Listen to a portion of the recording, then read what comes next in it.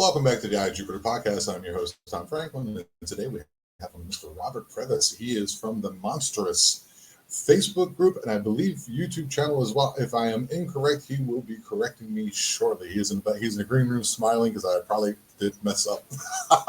We're going to get into some things. We're going to find out what he's all about. I contacted through his Facebook group, and he was very kind to come on, and we're going to have some fun. A little bit of housekeeping. If you keep finding yourself coming back to the Eye of Jupiter, please do me a favor and like and subscribe to the channel. It's a little click of a button for you guys, and it helps me out a lot. There's a little line right here today because the sun is shining through the window. Anyhow, maybe it'll go down in due time. It's not. I am not being abducted at the moment. I'm still there. Anyhow, you can also find me on Rumble. You can also find me on Spotify. And every Wednesday, you can find my live podcast at 7 p.m. Eastern Time. And every Friday, I drop a regular episode like we're having today with Robert. You can also become a member and get yourself some episodes early. You can get yourself a T-shirt or a hat over my merch. That's all in the description below. And without any further ado, let's welcome to the Eye of Jupiter podcast, Mr. Robert Prevo. Hey, Tom. Thanks for having me on. Thanks for coming on, my friend. Absolutely. You got it so close. So, yeah, the Facebook group is Monstrous. Originally, we started out as Monstrous Arkansas and then decided we were going to just branch out. We'll just cover the whole bloody planet. So now it's just Monstrous. And then the show that I have, the podcast, is called Monstrous, the Podcast. So we just kind of branch it. Yeah, marketing, maybe marketing. Yeah, exactly. We're just going to keep it all monstrous. So anyway, yeah, we've got Monstrous the podcast. So we're up to, I think the 16th episode is getting ready to drop. And you're already over like 600 and something subs, aren't you already? Yes. And only 16 episodes in. Yeah, that's impressive. Yeah, it started in May. So thank you. I appreciate that. Yeah, we're trying to build, and the big thing is we're trying to build community. So the thing is on Facebook, we started there. We're trying to build community with you guys, with AAMOK, with Border Town. Ryan Tremblay and I get together quite a bit. Other podcasters, other investigators, other researchers. We're trying to build a community of more, what do I want to say, more serious investigators. Kind of trying to bring cryptozoology, paranormal, ufology, everything under one umbrella where it's taken more scientifically serious. Okay, so it's a slightly different angle than what I do. It's, we're kind of introducing ourselves at the same time. Mine is more along the lines of trying to provide a place where people can come and tell their experiences, their encounters. We do that too. Yeah, so researchers as yourself, podcasters as yourself, I like to talk about consciousness and pretty much anything that the news doesn't want to cover that I find to be interesting. And so it's very cool. I really enjoy having conversations with people who are open-minded, who are skeptical. It's very important as well. I do enjoy paranormal investigators that try to, instead of sensationalize everything, they try to make sure that they cover all their bases first. So That's always cool as well. And I've been running into a lot. So, Robert, you say you are in Arkansas. Yes, I am. Where about? Pine Bluff? No, not way down there. I'm up in the northeast corner. I'm real close. Oh, so like near Mountain View. I know you're near probably where the Razorbacks and all that are. I don't remember the exact name of the town. Well, that's northwest. I'm northeast. I'm over close, like you're going to go up towards St. Louis. Oh, okay. Yeah, because I was looking, because I moved out of Germany and I was going to come back to the States. It just didn't work out that way. And the Bull Shoals area really interested me. Oh, yeah. So, yeah, beautiful out there, I think. So, let's do some run-of-the-mill questions, because those are always fun. So what got you started?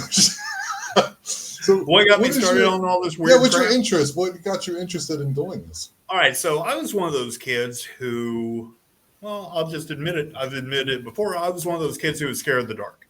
So, of course, there was always that natural affinity towards monsters. So you're automatically thinking monsters in the closet, monsters under the bed, the thing that scratches on the windows at night, whatever. So I got really interested in the idea of monsters. Plus, I grew up in the 70s and 80s, so we still had all the old black and white monster movies, the Hammer films, Oh, the good ones. all the really good scary movies I think came out in the 70s. In the 70s for sure. Yeah. Yeah. Well, we had the original Fright Night. We had Werewolf in London, all that fun stuff. So anyway, got into that, of course, and got into religion. I got interested in that at an early age, started studying theology, started studying every religion I could get my hands on, which oddly goes kind of hand in hand with everything. Okay, weird, even though, but I was never one of those who was the zealotous type where I was kind of, it's this way and no way at all. You know, I've always been really open. I'm what you would probably consider an open-minded skeptic. So I'm willing to see things from every point of view, but I need some evidence along the way to pull me along. You know, that's fantastic. That's fantastic. I would consider myself open-minded skeptic as well. Or you can call me a fence setter. That's pretty fine. That's fine enough with me too. You know, at any time someone can pull me to one side or the other, but I always find myself coming back to the middle to try to stay balanced because I have been tricked before.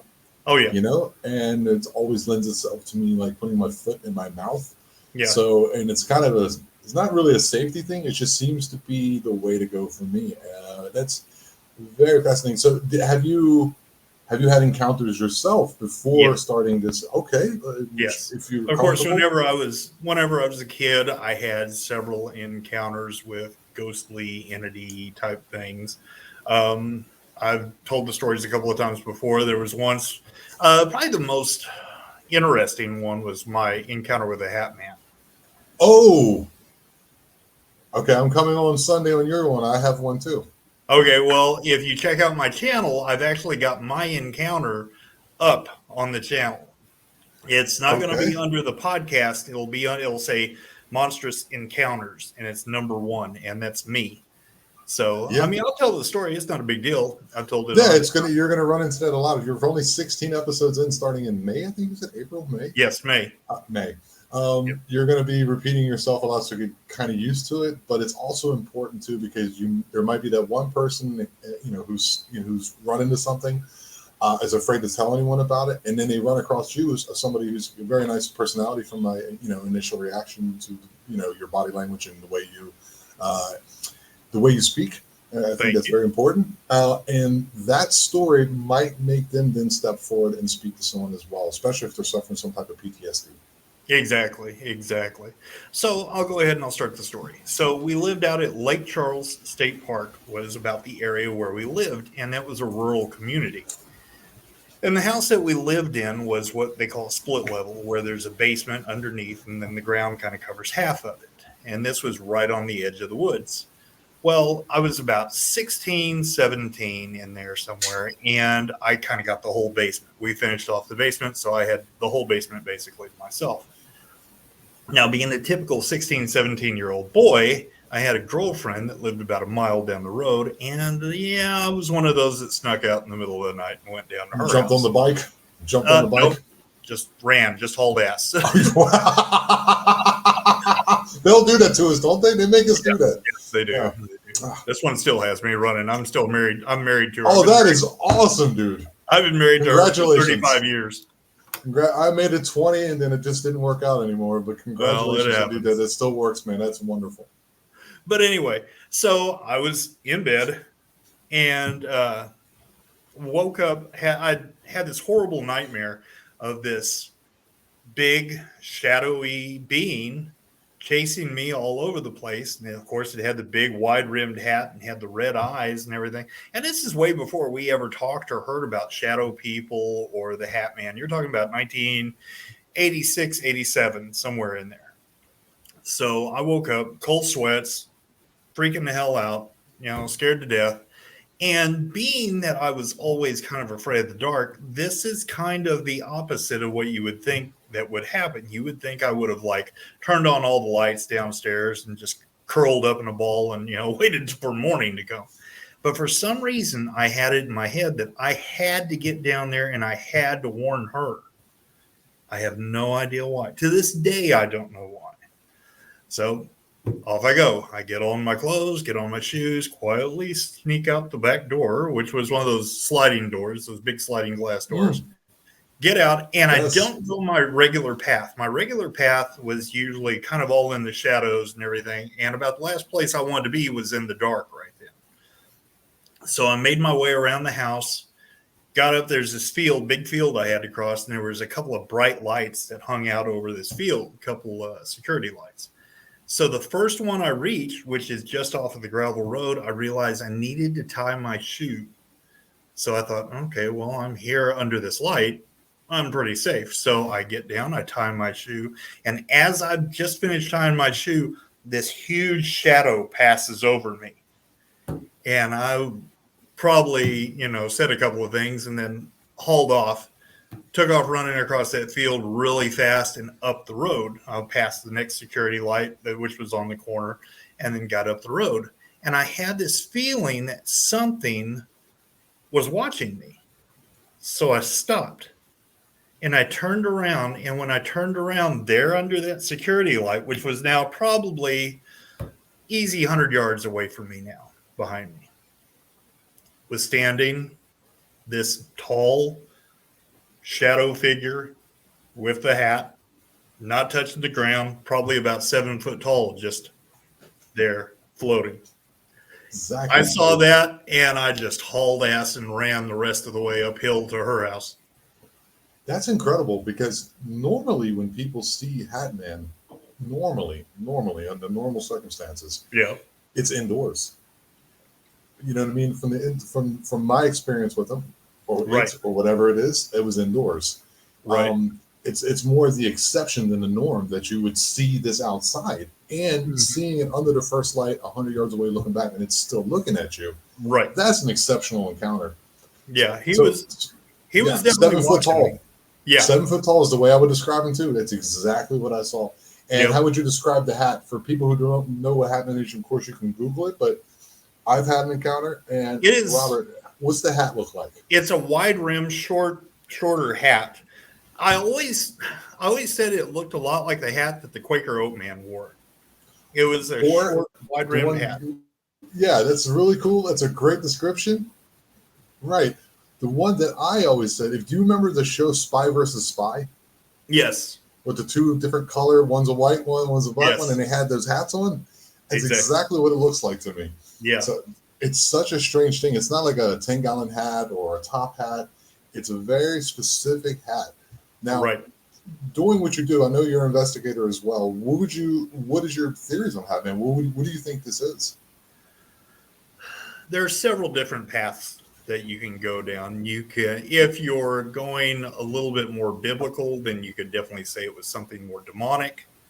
If you step outside of that, I have a tendency to go one of two ways. And one of those would either be, it would have to be related in some way to the Fae, or it would have to be something along the lines of what we would call a ghost. But I think we have some big misunderstandings about ghost, and I'm working on that whole theory. So it's a big, long, convoluted theory as far as ghosts are concerned. I have a hard time running into people who know anything about the Fae. Could you maybe expound anything or any of your knowledge about the Fae? Because I'm all ears. I don't know why it is. It's very fascinating to me, and I just haven't found many people who know much about it. What do you want to know? Just the history on it, or what is it? What are they? Are there many types? That's actually a really good question, because whenever you go back in history and you look at the Fae, there's a couple of things that are all kind of convoluted and brought together. So you have angels and demons, ghosts, and the Fae. They all kind of fall under the same thing, and they kind of get switched back and forth. So a lot of times people thought, well, when you die and you move on as a ghost, you're also one of the Fae, or that the Fae are actually another name for angels or fallen angels. So there's a whole lot of mishmash that goes on there. Typically, I just call them the other. So, yeah. So I haven't heard that yet. So you would put the Nephilim together with the Fae, or the No, people have done that before? no. They Because just fallen angels, the Nephilim, right? Or am I well off? incorrectly. I'm gonna get in here incorrect because I Fix me, man. studied Fix it. theology. I studied theology for years on my Okay. own. So All right. a lot of the quotes that you see about the Nephilim are incredibly wrong. Uh, they talk about okay, so the sons of God saw the daughters of man and took amongst them wives as many as they wanted, and to them bore children. Okay, and these children were known as men of great renown. Now, prior to that statement, there is one that says, and at this time there were giants on the earth, and also thereafter. Also, it's a chronological Okay, situation. so it's kind of like me saying the store is selling apples all day long, but in the meantime, my bicycle has a flat. The two don't really matter. They just happen to be in the same paragraph together. Interesting. Because So I'm not what a they were yeah. Go actually ahead, I'm sorry. saying is that no, you're okay. What they were actually saying, if you think of men of great renown, you're thinking Hercules, Samson, Beowulf, heroes, people of great renown, of great power, of great things like that.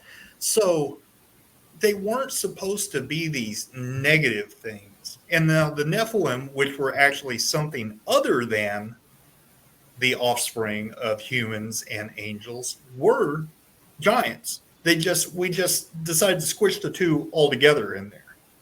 Okay. So, yeah, it's kind of weird. Fascinating. So, what got you into theology? Just like just something that I interested you? haven't got a clue. I think it was just when I was a kid, I just really wanted to, you hear about God and you're like, well, God sits up in heaven and he sits on this throne and he made everything and he did all that. And I'm like, well, how come I can't talk to it? Hmm.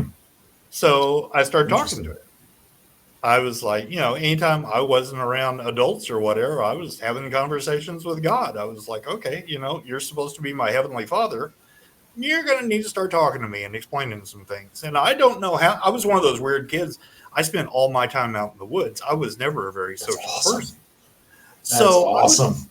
I would be out in the woods, and if I was going through something, I mean, I'm having a yelling match with God out in the middle of the woods. I'm like, you suck, because But I think honestly, that's the relationship that you'd want to have with God. How come I Hmm. have to go? I never understood how come I had to go through a preacher or a priest or something else to speak to God when they're no closer in their importance than I You're going to be Me and you are going to be the best of friends am. because I am a man of God myself, but I do not have any. I don't like religion. For me, it's a middleman that is Yeah, unnecessary.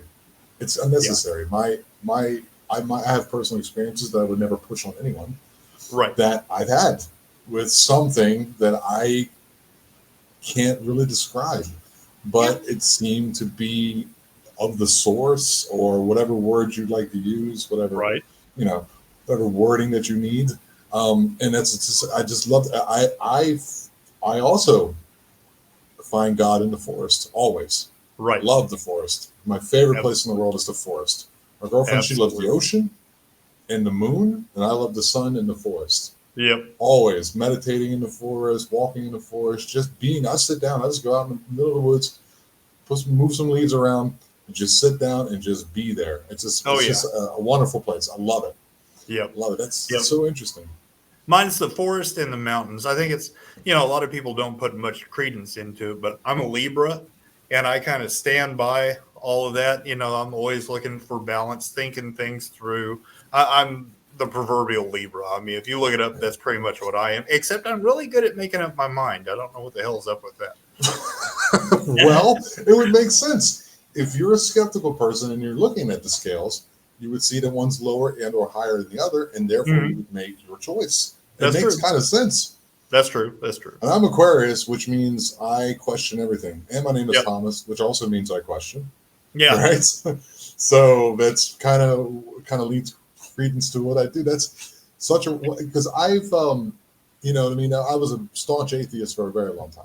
Mm-hmm. I would say the better part of 15, 17 years.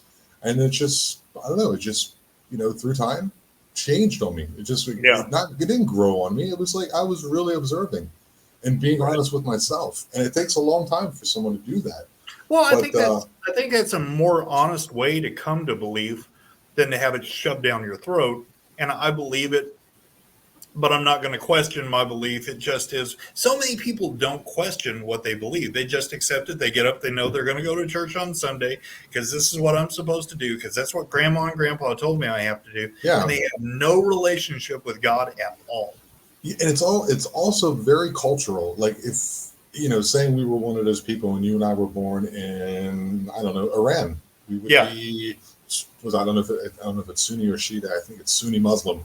You know what I Yeah. mean? I think if we were born in Tibet, I would be, a Buddhist. I would be a Buddhist. So it's like it's more cultural than it is. So it's like, okay, which one is correct? Maybe they're all correct. Then what's all the fighting about? Like My it's theory such a is strange thing. My theory is we're probably all maybe 10% right and about 90% wrong because I think the ones that probably have the closest is probably going to be the Buddhist as far as the way they approach things. Now that's not, it's more of a philosophy that turned into a religion. It is. It is a philosophy. Oddly enough, I'm much more attracted to the Shinto religion than anything Shinto. else. Yeah, I love Shinto. I know of Shinto, but I don't know much about Shinto. Well, I guess I like it because it has the yokai and the different gods and everything, and it takes a different look at it. It's much more of a shamanistic, much more like Native American. Oh, okay. So yeah, I really enjoy the shamanistic concepts. Like ayahuasca. Oh yeah. That, a church, the daime. Yeah, I think you're right. It's something. I think I'm gonna get that right. Where they put, they take basically Christianity or a form of Christianity and they mix it with ayahuasca and then they make like this divine connection with God. And I'm like, that's actually pretty interesting. And I find it to be. I'd imagine it's a very powerful experience. Oh yeah. So what do you? So you're an investigator. What do you investigate? Okay, so I've got about 20 years under my belt as far as an investigator and a researcher in cryptozoology. So my background is primarily cryptozoology. There used to be a website and it's defunct now. It was called cryptozoology.com. And that's where a bunch of us would get together and we would sit and discuss all these different things. And we'd write up articles on Black Panthers or Sasquatch or Mokele Mbembe or, something else. And, what's that? I've heard in Kelly Mbembe. Where was it? That's in Africa, isn't it? Yes, in the Congo. Right. Yep. Right. Interesting. I think it was hippo killer or elephant killer or something like that. Mokele Mbembe. Yeah. So the people like scoff at cryptozoology. So basically, it's an unfound or unrecognized by science animal. And essentially, yes. So for a very long time, that's what a platypus was. Right. You know what I mean? Yeah. So you doing this for 20 years, what has been, I don't know, something that you would say is sufficient or close to sufficient, I don't know if that's even a proper term, evidence for these things to be real. There's eyewitness accounts, of course, and there's your tracks, there's your your growls and your screams, and among there's the where it's connected to UFOs as well as the paranormal orbs, all kind of crazy stuff. What is the some evidence that you would point to where you're like, that's pretty good? I would have to say, if we were going to really nail it down and say, okay, which one of the true cryptids is most likely to be real and why, then I would have to say it would be Sasquatch overall, and that's simply because of the preponderance of evidence, and that's tracks plus eyewitness accounts plus video footage plus audio footage plus just there's it's kind of like crop circles in a lot of ways. Okay. So the crop circles popped up and there was a bunch of guys that said, well, we did it, but they weren't able to be all over the planet and do all of these crop circles at one, together, So we've Right. got people who, researchers, just hikers, just regular people who are out in the middle of the woods where nobody should be and probably nobody is, and they're finding big tracks and they're hearing noises and they're seeing these big bipedal, ape-like, human-like things walking through the woods. The preponderance of evidence leans towards this is definitely real. As to what its identity is, its origin is, that we still have to work out. We're not sure about that. Does it bother you that in the Bigfoot world community, I don't like the word community, but the people who study these things like yourself and others, does it bother you that there's like this camp mentality, like it's only flesh and blood because that's my experience, or it's only the, whatever, paranormal because that's my experience? And is there one right answer, or should we just be actually coming together and discussing these things to actually figure out what this phenomenon is? Okay, so I come from the blood and biological camp. So coming from that with cryptozoology, we used to kind of laugh at the ones who would get up there and they can shapeshift, they can jump through portals, they do this, they do that. But the more time you spend out in the field, actually in the field, day and night, in areas that are active, the more weird crap you see. And you start going, now, wait a minute, I'm out here looking for Bigfoot. I'm following tracks, and the tracks disappear in the middle of a field. Or tracks disappear in the middle of a field. Or you're out there, and there's orbs flying around in the middle of the night. Or we've also had this thing, it's like you're standing out there, and it's like somewhere in the forest, somebody's taking a picture of you with a flash camera. And it's woof, woof, flashing at you. So it's really weird. There's all kinds of strange things. Or you'll get one of the most repeated sounds or auditory anomalies in paranormal events is the sound of a baby crying. I've experienced that. It's very strange. That's scary, dude. That is so scary. I think I'd rather hear the growl personally. Far away. Do you know what the second most heard sound is? No. A car door closing. That's so interesting. Have you ever heard of like a metal door being scraped across concrete? Yep. Where have you heard that at? Out in the middle of the woods where there shouldn't be a metal door. Yeah. Wow. Can you maybe go into one of or however you'd like, of course, your experiences? Like, have you ever seen one of these creatures? Seen Bigfoot? Yes, at a distance. Yes, a couple of times. Not enough to where I could really nail it down as exactly what it looked like. One of the areas, matter of fact, this was probably 2 years ago, one of the areas in Missouri where I do a lot of investigation. I just happened to be driving down the road, the gravel road it's on a mountainous area, and just happened to look up at the right time. I'd seen a buck cross the road and he was hauling ass, and I just happened to look back and there's this thing behind a tree and it looks at me and it comes out and boom, it's gone. Oh my. And it just went down the hill. And if I hadn't seen it step out and then take off, I would have never known it was there because it was the same color, kind of a grayish, blackish mottled color, just like the tree trunk was. Wow. And you go out on a regular basis, and you with the team? Well, right now it's me and my buddy Richard. We're trying to form more of a team and everything, but we've got some private area where we go, where there's been some pretty heavy activity, and that's where we're really collecting most of this. What I saw on the mountain was actually across, I guess it was probably about 40 miles away from where we do our regular investigations. Yeah, I most of the time I run in, I don't know what it is about my show, but I seem to be running into people from Tennessee a lot. Yeah. There's a lot of activity in Tennessee. It's insane. I mean, Daryl Denton I don't know if you know Daryl Denton. Name sounds familiar. Well, go ahead and contact him. Tell him that I sent you, and go have him on your show, and just ask him. Dude, he's he's the man. I love Daryl. He's great. He used to be he was an official. He was like a mayor of a town for a very long time and couldn't come out with his stories. And then he's big friends with like Martin Groves. I'm sure. Oh, I know who you're talking about. The big guy. Big guy, yeah. Yeah, I know with the real deep voice and everything. Yeah, he's awesome.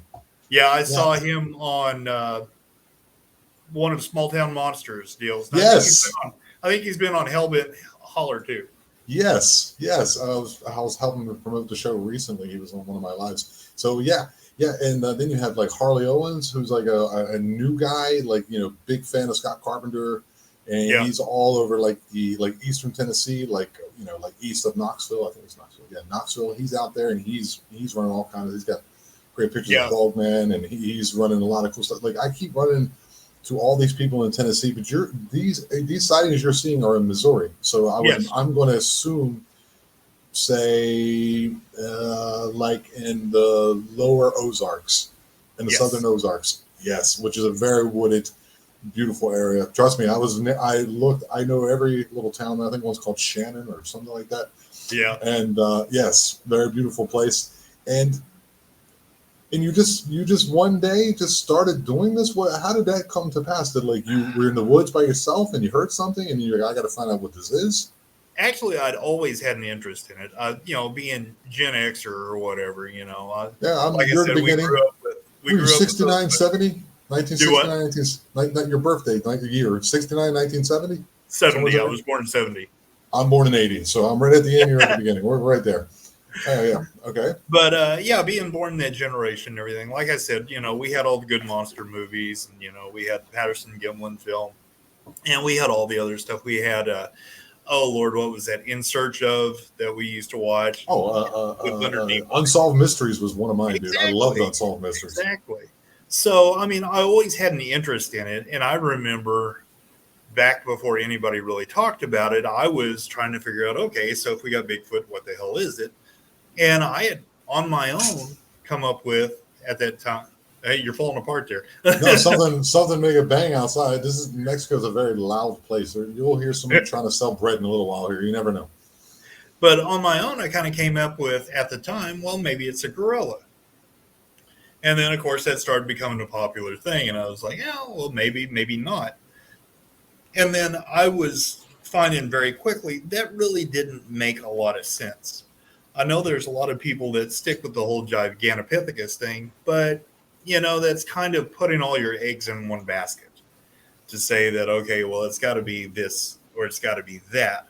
I think we lean more toward, and I'm kind of on board with it so far, we're looking at something that's more of Neanderthalish, proto-human, maybe something that took another route that we didn't take. Evolutionary wise speaking, I think I really enjoy that one as well. It's one of my favorites too, where they're just like the master of their domain. Like you and I enjoy the forest, but they are the best hide and go seek ever.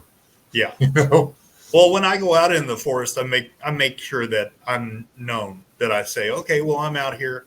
I'd kind of like to see you if you're out here. If you don't want to show me, I completely understand. And I might even make a request while I'm out there. Because like I said, I also believe in what I call the other. So I try to have a conversation to where I'm like, just to see if you guys are listening, I'd like to find a blue jay feather today. While I'm walking along, I'd like to find a blue jay feather. That'll let me know that you guys are listening. And if I find it, I'll pick it up, I'll keep it, and I'll leave something for you.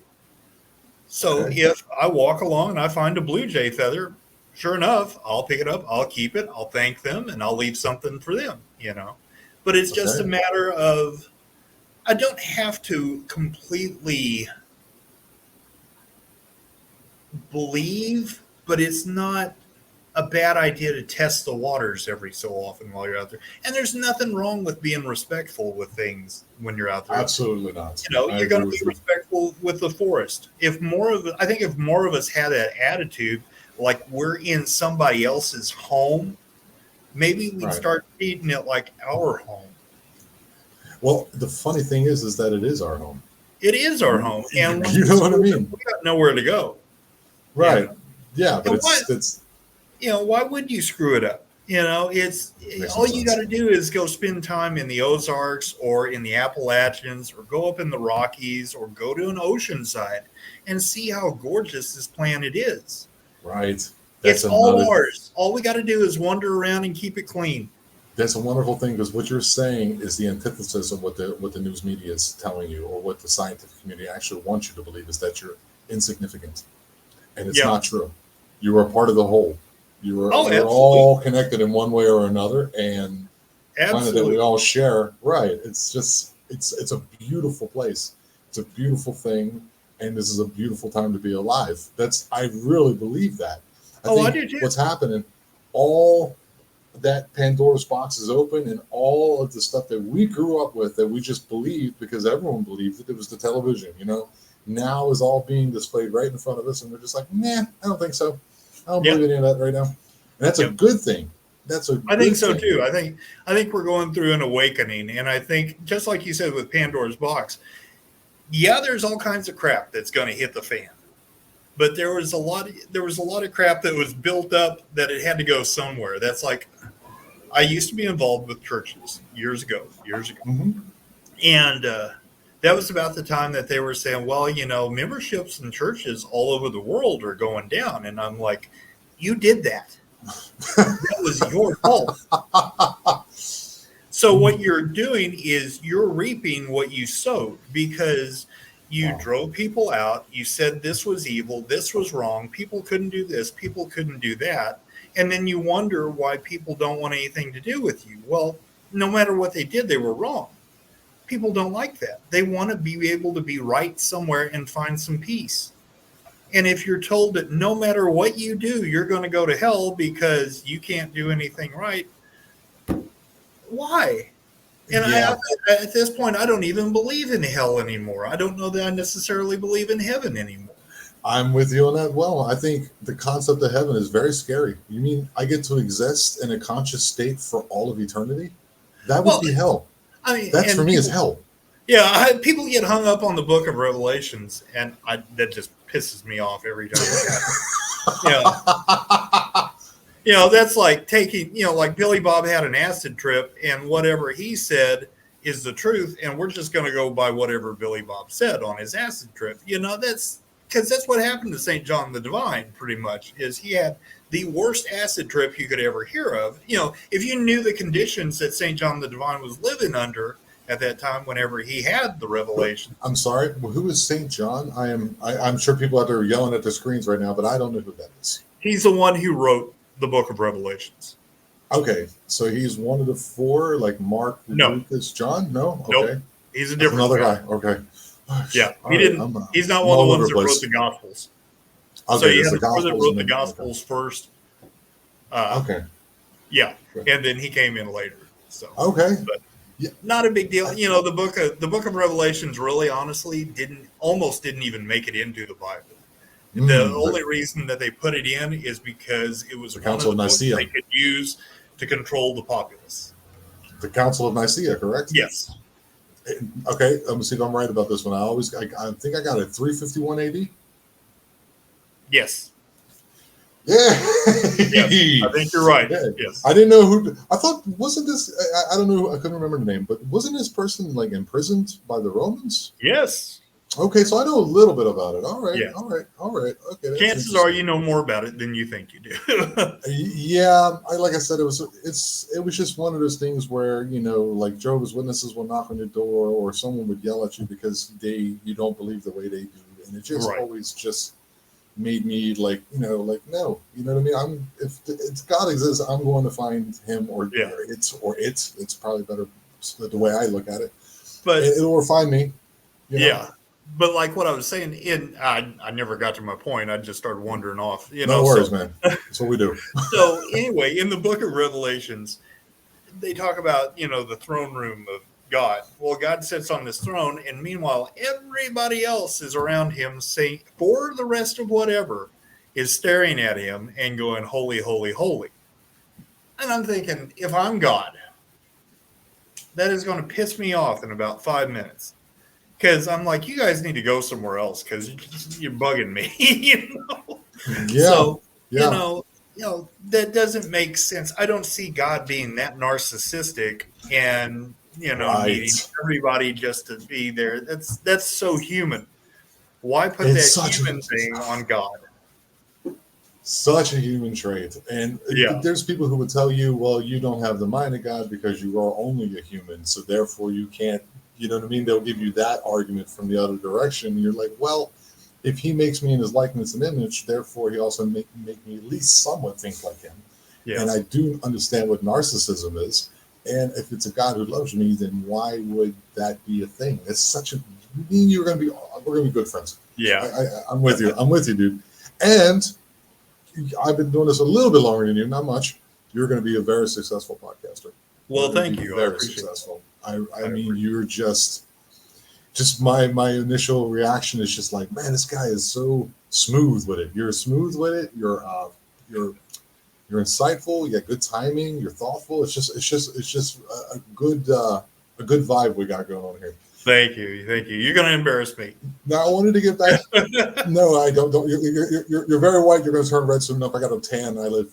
Like I said, I'm on the Yucatan. I'm on the Yucatan. My wife will watch this later on. She'll go, "Man, you really got him fooled." Well, my girlfriend just walked in. She's probably going to think the same thing, but tell me in Spanish. So fair enough. So when you're okay, I'm sure you've heard of mind speak. Yep. I'm sure you've heard of some people call it infrasound or being zapped. Yep. What's your take on that? I am open to the possibility of it simply because I have both a cryptozoological and paranormal background. And then I also, on top of that, I have a real biological background as far as I went to school for biology and got my degree and everything. And so I've got a background in biology, genetics, education, evolution, and, ecology and different stuff like that. So there are things that we don't understand as far as science is concerned, no matter what school of science you want to talk about.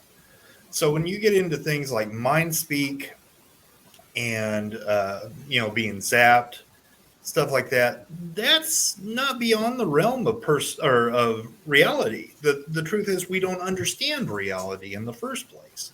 We have 5 senses and we experience reality through those 5 senses. So anything that happens in reality beyond the scope of those 5 senses being able to be interacted with, you don't know what happens.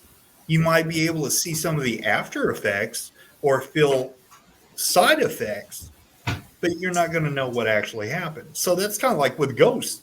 For all we know, ghosts are around all the time. You just happen to see them at one very specific time.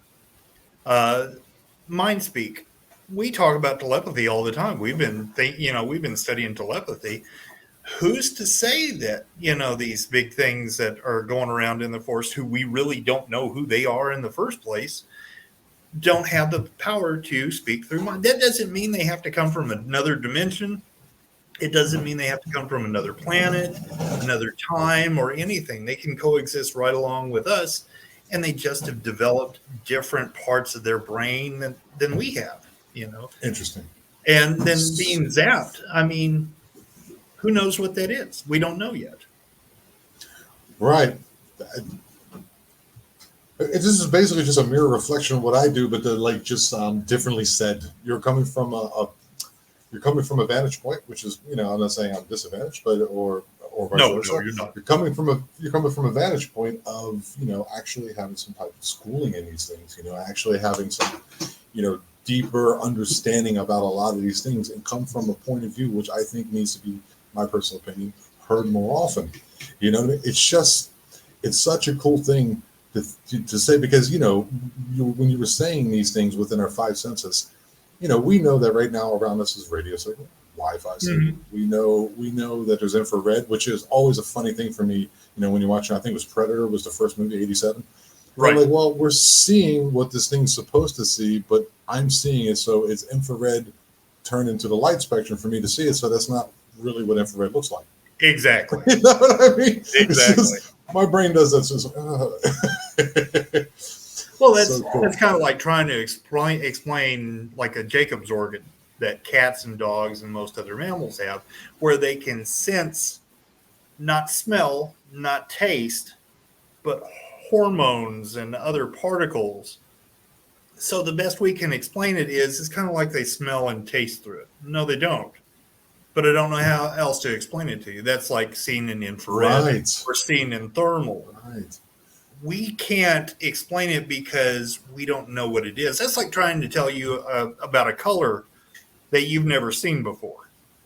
That's an interesting one. There was the one with the color blue. There Yeah. was so many tribes throughout the world that didn't even have a word for it. But No, they had it like was 7 words for green. the color green. Yeah. You know, right. Yes. Well, Right. we watch the same shows. Oh, yeah. It's like trying to explain to a dog what Netflix is. You know what I mean? They're like, I don't know. It's there. I don't know what you guys are just looking up all the time for.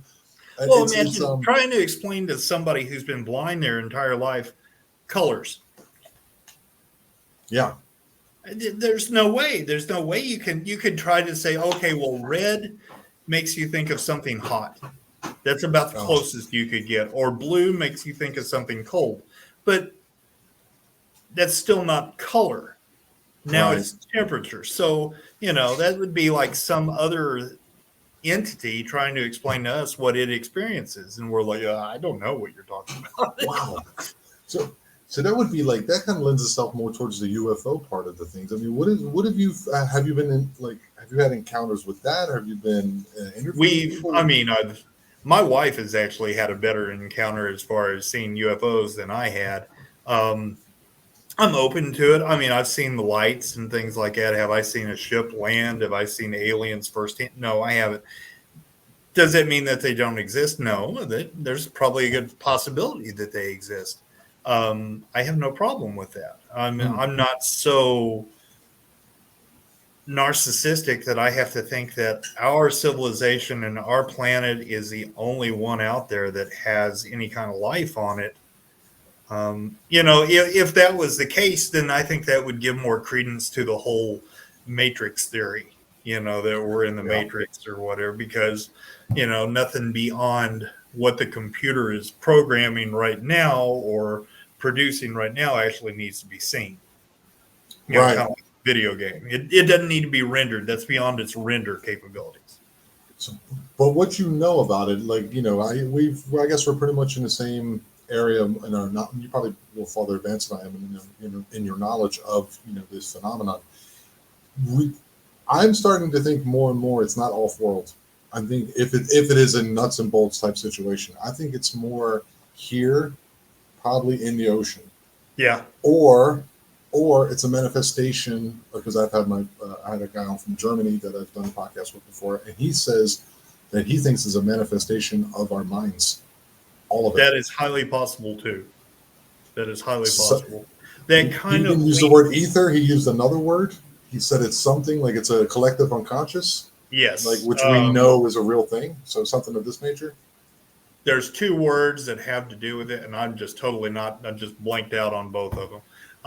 A tulpa is something. A tulpa is something that doesn't exist, but if enough people believe it, then it does. Right. That's a tulpa, right? Okay. Which sounds cool, but I kind of have a problem with it because how many kids believe in the Tooth Fairy and Santa Claus?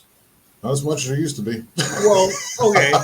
So let's say the equal number of kids, or more so, kids believe in Santa Claus than adults believe in Sasquatch. So then that means that we're more likely to have kids see Santa Claus than we are to have adults see Sasquatch. That is a great point. I would say that kind of, I mean, there's no way to like test that theory, but just thinking of it on a philosophical point of view. Yeah, philosophical. I'll get there. It's all right. Hey, I just got 2 words a minute ago and thought of one. But I think from a philosophical point of view, that makes a lot more sense. I think it makes a lot more sense. But at the same time, the more you hear the word Dogman, the more people are either, because that could be another phenomenon in which people just think they see it. It's very possible. But at the same time, I've heard reports of like autopsy reports where 30% of the the victim's body is now not there no more. Right. It's YouTube. I got to be very careful. Well, it's kind of funny you bring up Dogman because I am the North American Dogman Project's lead investigator for Arkansas. So I'm in bed with those guys. So let's get into it. All right, come on, man. Go ahead. Now, as far as all right, what goes on with Dogman, there's a lot of really interesting things, even more so than Sasquatch. Sasquatch, you can fit that into the fossil record, and it's kind of easy to slide it in and say, okay, well, this is something we've just happened to skip, and it'll all come out in the end if we're looking at it as flesh and blood. When we do this with Dogman, we have a real serious problem because if you go under the guise of it strictly being a canid, which they're calling it Dogman, basically they say it looks like a werewolf. It's a wolf that can stand up on two legs, has hands kind of like a human, has this big hump on the back, has a fairly flat chest. Some people even say that it looks like it's been lifting weights and stuff like that. We'll get back to why that doesn't make any damn sense whatsoever. But gym memberships alone, I mean, come on. Yeah, I mean, apparently nobody's ever taken into account the difference between the physique of the world's strongest man and Mr. Universe, because their physique is completely different. Different, right? So one is muscles that are actually being used as far as building strength, and the other is building form. So whatever big creature and strong creature you're going to have out in the forest isn't going to be as buff as Arnold Schwarzenegger or whatever, but he's going to be solid like a gorilla or like a grizzly bear or an elephant or a rhino, because it's going to be the strength that is actually used. Now, in evolution, whenever you look at animals and you have what we call adaptation. Adaptation only happens for a reason, so it's forced on an animal. At no point have canines ever been forced to either stand up or develop thumbs. Okay? There's just at no point. However, so that means we have to go back further in the fossil record. So when we go back further, there actually is an animal that canines, civets, bears, raccoons, and all these others developed from. Now, the common name for it was a bear dog. Okay. So, wow. This is new. This is new to me, dude. You're killing it. Go. If we go over an hour, don't worry. This is awesome. Okay. So the name kind of Amphicyon is what it was called, Amphicyon. So this is the origin of basically where felids, canids, bears, all these other big predators come from. The common ancestor. Yes. Carnivores. Yeah, the big carnivores that we know. So if we take that, and oddly enough, it looks a whole lot like a cross between if you took a bear, a wolf, and maybe a big cat and kind of put it all together. It's kind of what it looks like. Now, if you took that in an isolated group away from all of the rest of evolution that's going along, and you got it to where maybe it spends more time in a tree and it becomes more of an arboreal species. Well, we know this about arboreal species when you look at apes, monkeys, raccoons, possums, lemurs, squirrels, things like that. Guess what they start to form? It's not an opposable thumb, but it is a thumb-like structure, okay, because of the way that they have to grasp limbs. A couple other things happen. You get really strong arms, and sometimes your arms are going to get a little bit longer. That's why our arms are a little bit longer than a lot of other animals, because of the way that we had to go up and down trees. Two other things are going to happen, well, actually three other things. So those big, strong arms going up and down that tree, you're going to develop really strong traps back here. And if you have those really strong traps and you're about, 300-400 pounds of muscle going up, you're going to have this big hump that's going to form up here. just like a grizzly bear has. Grizzly bears have really strong arms, and they have a really massive hump back there. All right. So we've got the hands, we've got the arms, we've got the hump. If you're hugging trees and you're going up and down trees, you're going to have a more compressed chest. It's going to be more compressed because you're going to be sticking out too far. So you're going to be pulling in. Okay. Right. The last thing that's going to happen is your feet are going to start to change a little bit. We saw it with bears, raccoons. Both of them have it. Bears actually have plantigrade feet like we have. Now, the only difference between plantigrade feet, like a bear and like we have, and what we call digitigrade feet is the pad. So think of this as your toes and the pad area. Right. And our feet are really strong right there. Okay, well, if you could get that to where it bends a little bit more, imagine how girls wear high heels and they stand on their toes. That's digitigrade. Well, it's just like every dog you see, they're actually standing on their toes. Yeah, the front pad and their toes. Yeah. Okay. So what we're doing with women whenever we put them in high heel shoes is we're making them stand. Hey, don't lump me in that I put them in. Oh, no. You said we. Hey. We. Well, we could say when women put themselves in high heel shoes. There we go. Fair enough. It's self-empowerment. I'm all about exactly. that. We're going to empower the women. They put themselves in. Yes, they can do it themselves. So anyway, it alters that way that works. We could actually very easily go back to a digitigrade foot if we had to change something in our evolutionary path or if we had to adapt. So if you take all of that with the Anthiocyon, you're looking at a creature who is adapted at being both on 4, quadruped, and up on 2 as a biped. Right. That has the developed hands and all of those other things. So what it's possible. Right, because we do know there's like evolution kind of takes it goes like it jumps like crazy. I don't know the exact word for it. When animals are isolated on the island, say the most famous one I can think of is of course the Galapagos. Right. You know what I mean? Right. So you have so where would this have happened? I mean, I know it's just an idea. It's a very cool idea that I've never heard yet, or that I've yet to hear.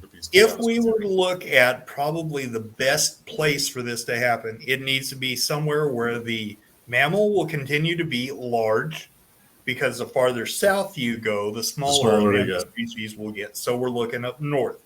So you're looking at the northern states and above. So you're looking at Canada. So let's play with Canada for a minute. Okay. We don't want to get too far out into the Yukon because when you get out there, the trees are too small.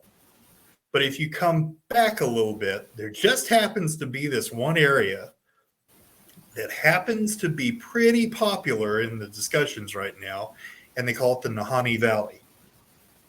When you get into the Nahanni Valley and then lower down a little bit, you've got still big trees. So you've got the Nahanni Valley. I'm sorry, if my internet. Have you ever heard of the Valley of Headless Men?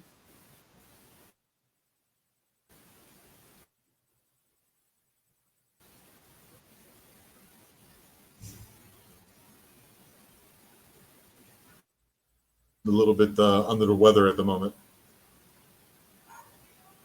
Are we back?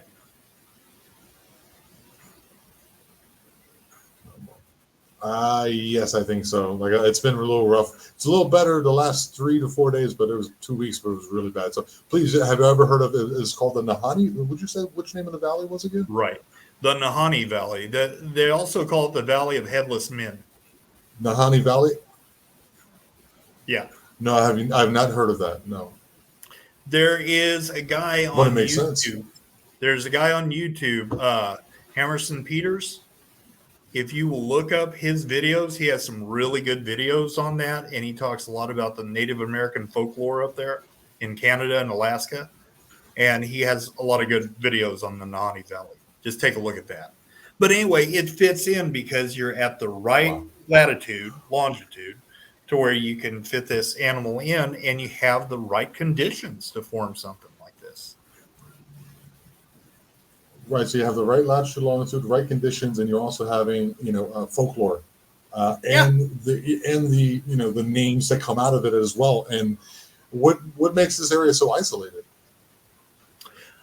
The Nahanni Valley is on the the Fraser River, I think, goes right through the middle of the Nahanni Valley. And I think the Nahanni River itself does, but it's just extremely isolated. There's been a lot of things that have happened in the past, and that part of Canada is not necessarily that easy to get into. It's kind of like Alaska. Parts of Alaska, you would think as big as that is and as many people as there is, it would have been explored more. But there's parts of Alaska a lot of people haven't been yet. Wow, that's incredible if you think about that. Yeah. Now, I've spoken to Bettina Moss. Now, the Dogman she's seen, the way she described it, if you remember Tom and Jerry, you remember Ike? Yep. Now, imagine a black herd version of that without the long snout.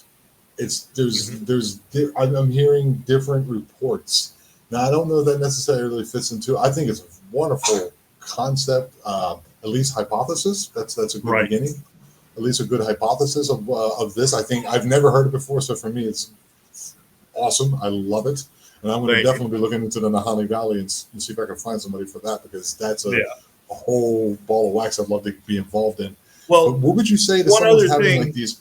Yeah, I'm sorry. No. I'm cutting you off, so I apologize. No worries. You're the guest. One other thing I want to throw in there that kind of links in with this: look up devil monkeys. So devil monkeys show up in Canada and in the Appalachian Mountains. Kind of weird. So look those up at the same time. So you'll see a lot of what I was talking about that's going to fit in morphologically with these two things. Interesting. But anyway, you were saying, and I interrupted. No worries. I was saying that her encounter was with this. It was more of a bulldog looking type one. To kind of to make it a little simpler, I guess, for the viewer. But I don't know if that fits into what you're saying. I think it's a cool concept.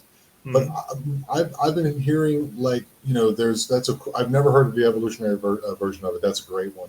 I've been hearing some type of you have your portal jumping type situation, which everyone likes to throw out there when they don't know, of course. But that's fine.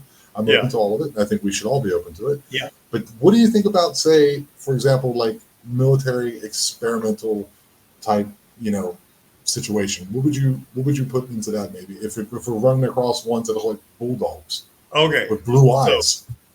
So knowing the government the way I know our government, and I do know our government, if they found that they had something that they could use as a weapon, as a soldier, yeah, they will. They'll figure out a way. I mean, we played around with dolphins, dogs, monkeys, cats, human beings. Dolphins. That's our favorite one to play with because we have so damn many of them. So there's. We need to get into that one day. Yeah. I would love to get into any of that with you. Midnight Climax, all that stuff. That's my jam. All right. Yeah, we can do that at some time. That's so cool. Yeah, okay, I'm sorry. I cut you off this time. As far as Sasquatch and Dogman and stuff like that, sure, yeah. I imagine that they are well aware, and there are probably parts of the government that work to maybe control some of these areas. And I think there's probably some credence to go into the idea that our national parks are maybe containment areas or something like that. Maybe not as altogether carried away, but maybe knowing our government and knowing how,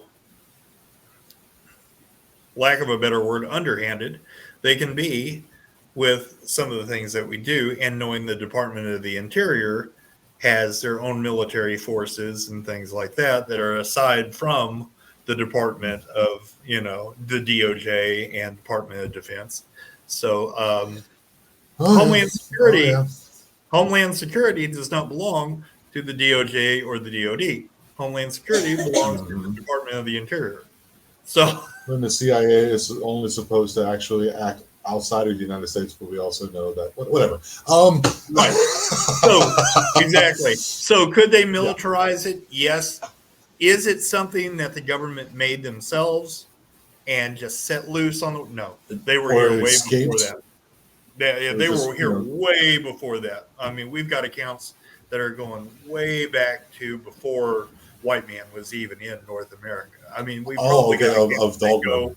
if we factor in the werewolf legends and lore and different stuff from around the world, I think they were probably here and probably been here ever since we have. It's just they're just like Bigfoot, they're just as hidden.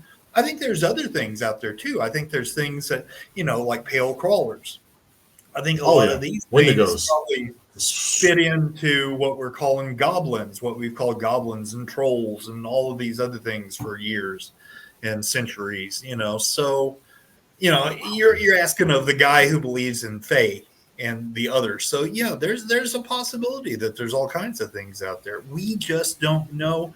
And anytime we get close to it, we're pushed away. We're told, everything in our society, from our religion to our government to our TV to our newscasters, everything is set up to kind of deter us from going that way. If you go, let's say you have an encounter with Bigfoot, one of the most believable things that there is, and you go and you sit down at a family reunion and you start telling people about your Bigfoot encounter. I can pretty well wager that at least 50 to 70% of your in-laws are going to tell you you've lost your damn mind. Right. But that's where it's intentional. It's intentional way to do it. I think that's a great way to end this discussion, dude. You kind of like wrapped everything up in a nice little bundle. I see you're already a professional at this. One more time before I get you up out of here. It's been a wonderful talk, Robert. One more time before I get you up out of here, could you please promote any and everything that you would like? All right. So I've got the Monstrous Podcast, which is on YouTube. It's on Rumble. You can find us also on Instagram and TikTok. There's no telling, we're probably somewhere else. Spotify, you can find us on Spotify as well. If you get onto Facebook and you're trying to find a great place to get out with a bunch of other weirdos like you and talk about weird stuff that nobody else wants to talk about, or people are going to bully you in other groups, we don't bully you. I get this really sick kick out of kicking bullies to the curb. So get in there, join in with us. You're kind of like the Dexter of Bigfoots. I love it.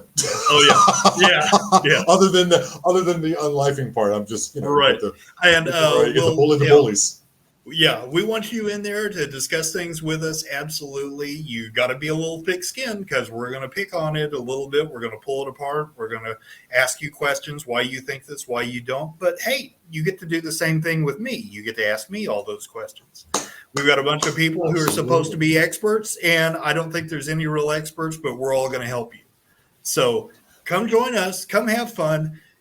Definitely hit up the Eye of Jupiter, and we're going to drag him in there. We've already dragged him in there, so we're going to get him in. I'm already in there. They got me. We're going to get him in. I don't know how I ran across it.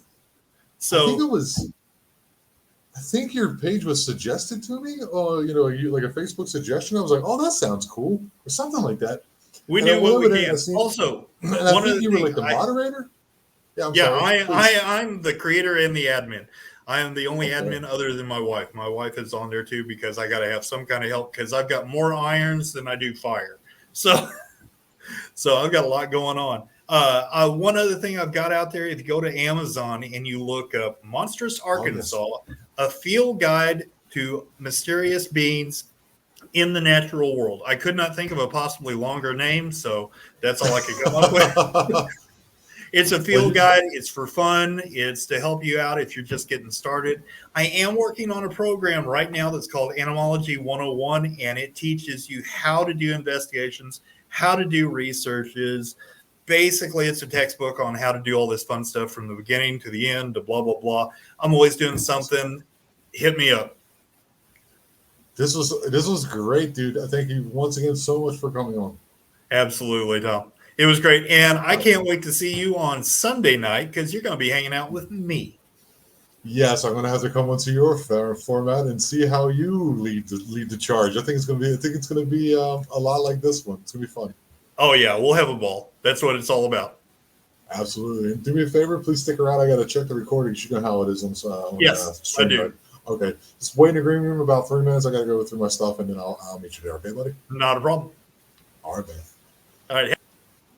Oh, I cut him off at the wrong time. I'm sorry. Okay, I'll have a good one, Robert. He's back there. I'm sorry. I didn't expect it. So that was a great discussion. I hope you guys feel the same way. I was thoroughly impressed with the cool scientific evolutionary hypothesis about where Dogman might be coming from. I got to look into it.